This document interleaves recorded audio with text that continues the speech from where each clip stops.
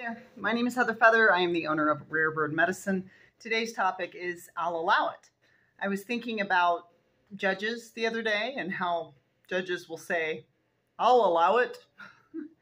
Kind of a funny statement in a freedom of speech country, but okay, I'll allow you to speak. Thanks.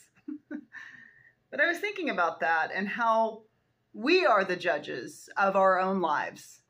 And as a general rule, if something is positive, if something is happy, if something is matching one's given desires, yeah, I'll allow it. More of that, please.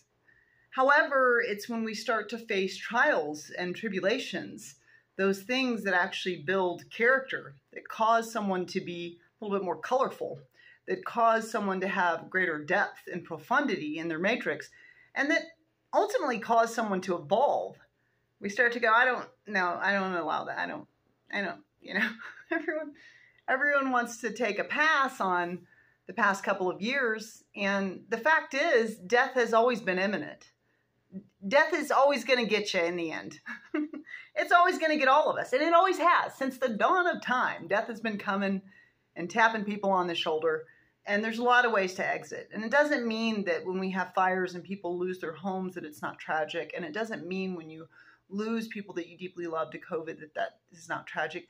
Death, as a general rule, feels tragic because we don't actually believe we're eternal souls. I mean, if we truly, deeply all believe that, then we would operate from that belief and we'd be like, great, they went home. I'll see them in a blink of an eye. As a general rule, I don't know how much the average two-legged really believes they're a soul, because the way we operate around death is you're gone. And there is a grieving that's needed for sure. I've spent a lot of my life grieving.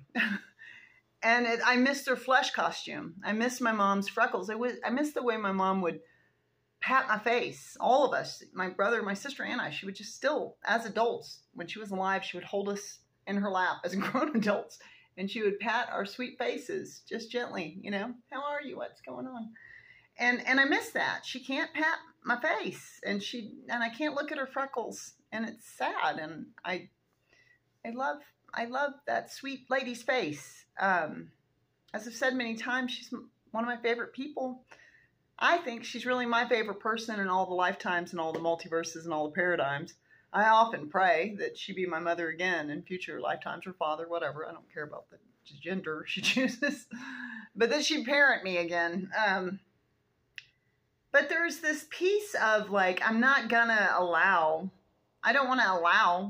COVID. I don't want to allow a pandemic. Ew, get out of here, pandemic. I don't want to allow fires. I don't want to allow this car accident. I don't want to allow that breakup. I don't want to allow that job loss, And so I was just thinking about like what it might be like for us as two-leggeds to just draw back a little bit and be willing to, like a judge, just surrender to what is before you and go, I'll allow it.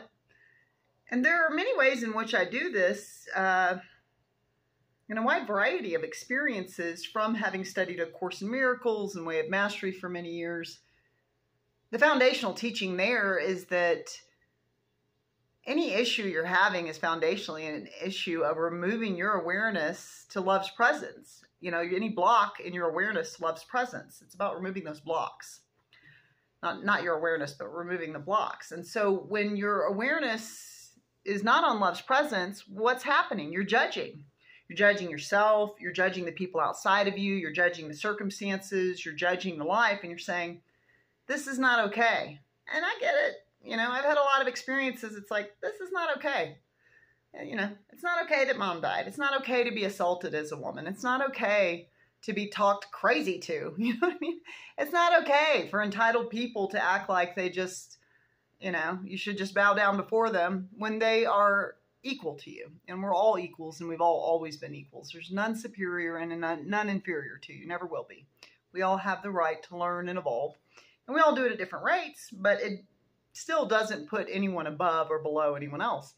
And so there's this component where we tend to reject or push away that which doesn't match our desires, doesn't match the intended manifestation. And the more that I age, the more I want to, the way I kind of frame my life is, if you think about it from a karmic perspective, or from an evolution perspective, it's possible that everything you've ever been handed in your entire life is a perfect right medicine to your growth, to your evolution, and is actually the thing that you as an entity, you as a soul or as a spirit wanted, such that you might evolve. And then when said lesson comes along, you go, hold on, I don't think I wanted to evolve in this breakup. I don't think I wanted to evolve in that car accident. I don't think I wanted to evolve through the suffering. Yet right now I'm doing a Kitchery cleanse. I went on vacation and I luxuriated on many different food treats. And often I do that and really enjoy the delectable treats of life. And then afterwards we'll do a cleanse and I'll do a detox and I'll go without and I'll have less. And I'll think of all the people that have starved to death, and think of all the people that are hungry now, and think of all the people that would be so grateful for this little bowl of Kitchery that I'm eating. And I humble myself to have less flavors, less options, and to allow it. I'll allow it. I'll allow my organs to have a break. Give my car an oil change. I'll allow my organs to have a break. I'll allow Heather Feather to not have unlimited options, which can cause me physically, mentally, even and emotionally, which they're all tied together and they're all one, to get out of balance, you know? So I'll allow myself to do this discipline and to have this experience of what seems like having less, such that I have more, greater vigor, health, vibrancy, vitality.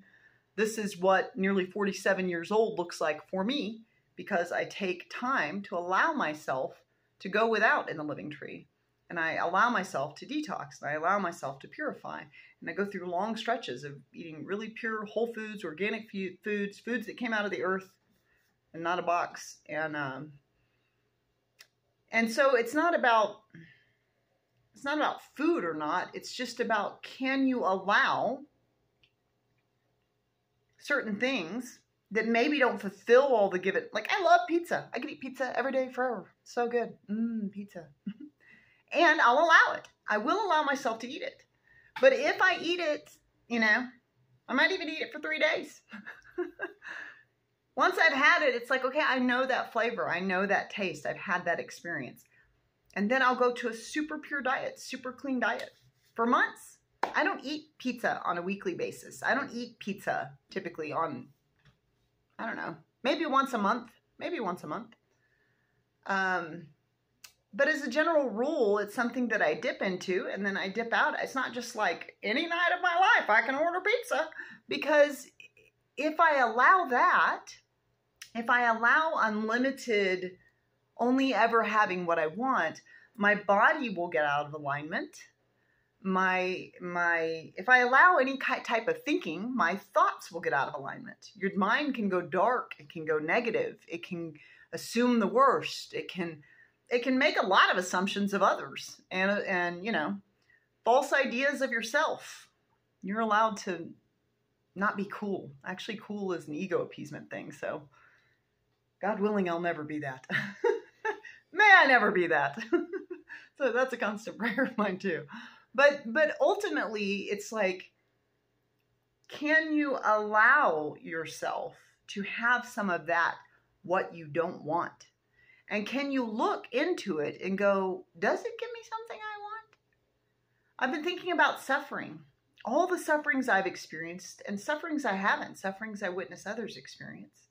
And to me, suffering is suffering. We tend to have a lot of competitive, you know, humans love to compete over their suffering. My suffering is the worst. Everyone should empath me the most. It's like, no, suffering sucks. Nobody wants it. Suffering is difficult. No human wants it. And then we just kind of reject that and we don't allow it and we want to push that away. Yet, if we marinate for a second, suffering's been around since the dawn of time. Why has this thing been here? What a weird thing. None of us want it. Why is it since the dawn of time we haven't gotten rid of it? Maybe it serves. Maybe it is through trial and tribulation and loss and struggle that we develop character and colorfulness and depth and profundity and compassion and understanding and empathy and devotion and loyalty and commitment, and maybe certain matrices, maybe certain characteristics only are garnered and developed on the tail end of a hardship.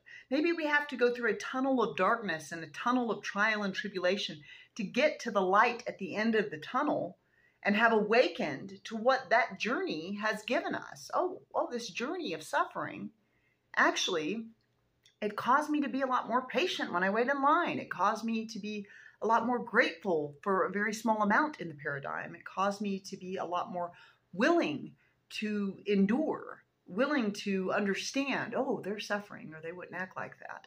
And so can we allow it? Can we be the type of judge in our life that instead of wanting to correct, cajole, control, or fix all the time, we better fix the situation, better only have happy. And I've said this before and I'll say it again. You don't actually want to only ever be happy. You don't want to spend, and I love to laugh. I watch comedy all the time. I've told you before as well that I'm trying to put giggles in my giggle basket, and success to me is the most laughs by the end of my life. And even I don't want to just because we need catharsis. I can't just laugh from birth until death. And there's a beauty and there is a sweetness in the crying for the loss of the relationship, the loss of the beloved, the loss of the partnership, the loss of the parent, the loss of the child. There's something so deep and profound when I consider all the parents I've known that have lost their children. I can't imagine a more terrible fate, because we don't expect it to go in that order. And I've had the fate of losing my parent too early, parents. And I was 24 when they were both gone. And there's something so unique that I am given in that experience, even though it is tragic and it is sad and I miss them. And Mother's Day and Father's Day will never be the same, and haven't since I was 24 years old. Father's Day my whole life. And there's something so beautiful about the magnitude of which I love my mother and my father.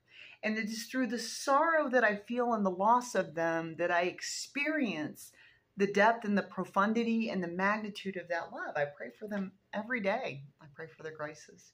I thank them for my life.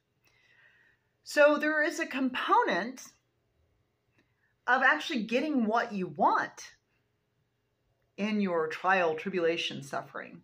So can we just accept that it's what we want? If we didn't want it, we're smart humans. We would have gotten rid of it a long time ago, all this suffering. Clearly, we garner something from it. And that's where suffering becomes a gift.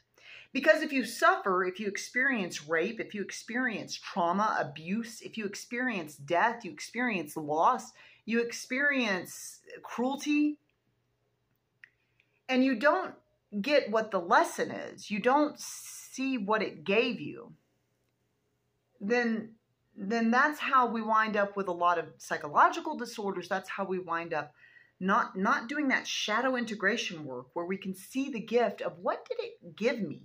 What did I get out of that? What special characteristics did I garner as a result? I've spent my life dealing with all kinds of interesting characters. And being someone, it's just like, we're all love and light. We're all love and light. Like, everything's love. Like, that's the philosophy I was raised with. And it's still true.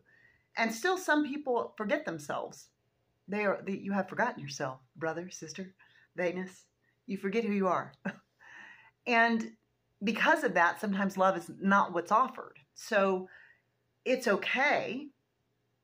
It's okay for me to recognize, wow, this person is struggling. This person is challenged, and I don't have to take on the challenge. I can just go, this is making me want to get upset, this upset person, and what does that give me?